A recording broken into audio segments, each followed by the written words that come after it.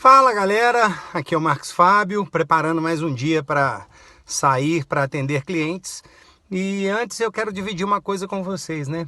Ontem terminando uma agenda com um cliente, ele me perguntou: Marcos Fábio, será que você tem algum parâmetro para me dar? Qual o percentual máximo que eu posso pagar de aluguel? O percentual máximo que deveria ser de folha de pagamento?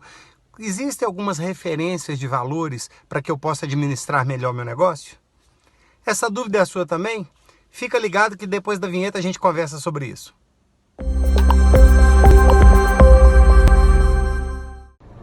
Fala galera, dando um break aqui antes da minha saída para o trabalho, para a gente falar um pouquinho sobre a dúvida de hoje, né? Muitas pessoas me perguntam assim: Marcos Fábio, será que tem um limite máximo que eu possa pagar de folha de pagamento ou um limite máximo de aluguel? Normalmente essa é uma dúvida muito comum, pessoal. E eu costumo fazer uma analogia, né? Quando a gente pega o nosso exame de sangue e a gente fica comparando lá aqueles valores de limite, triglicéridos, entre tanto e tanto, e aí você vira médico de você mesmo, porque antes mesmo de mostrar o exame para o médico, você já está consultando os valores de referência para saber se o seu valor está dentro do aceitável.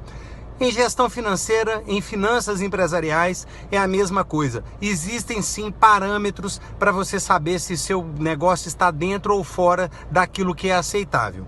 Mas a primeira coisa que eu quero falar com vocês é que isso vai depender de cada atividade e até do porte da empresa.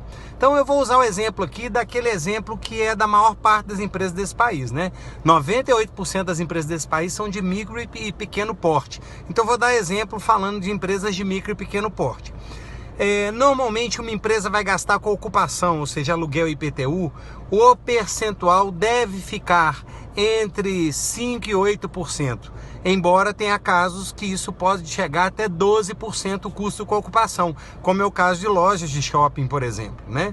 Agora, indústrias conseguem ter o percentual com ocupação menor, porque normalmente o faturamento é muito mais elevado e ela consegue diluir mais esse tipo de custo. Normalmente mão de obra você vai pagar entre 15% e 18% do seu faturamento.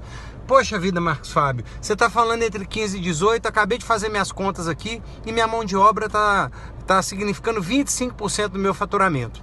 Das duas, uma.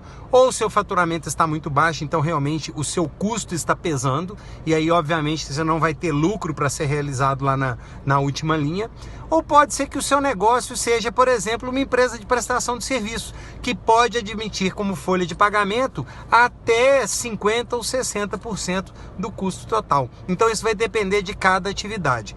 O que eu quero que você olhe é entender o seguinte: a sua receita total é como se fosse um bolo de aniversário. Nós já falamos em outro vídeo que normalmente o custo de mercadoria vendida para um varejo deve ficar em torno de 40% a 45%. Então, se você tira do seu bolo de 100% 45%, sobrou 55% para pagar todas as outras despesas e ainda ter lucro. Então, às vezes, o seu CMV está um pouco maior do que a média, mas às vezes o seu custo com ocupação está menor do que a média. Então isso vai se equilibrando. O que você precisa é saber quais são os seus grupos de custos e qual o percentual que eles significam do faturamento, para aí você poder fazer a correta gestão. Fique ligado, grande abraço!